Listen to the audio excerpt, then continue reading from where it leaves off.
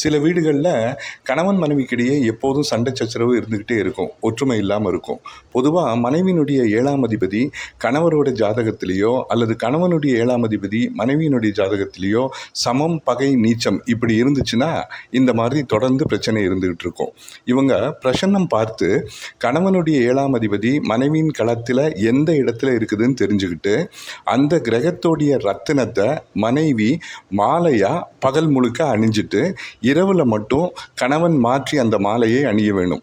அதே போல் மனைவியினுடைய 7ஆம் அதிபதி கணவனுடைய பிரசன்ன களத்தில் எந்த வீட்டில் இருக்கிறதோ அந்த கிரகத்தோடைய ரத்தினத்தை கணவன் பகல் முழுக்க மாலையாக போட்டுட்டு இரவில் மட்டும் மனைவி அணிய வேண்டும். உதாரணமாக 7ஆம் அதிபதி செவ்வாய்னாக்கா பவளம், சந்திரன்னாக்கா முத்து, புதன்னாக்கா மரகத பச்சை. இந்த மாதிரி மாலைகளை மாற்றி அணியும் போது அவங்களுடைய 7ஆம் அதிபதி வலுப்பெற்று அவர்களுக்குள்ள ஒற்றுமையும் சந்தோஷமும் நிலைக்கும்.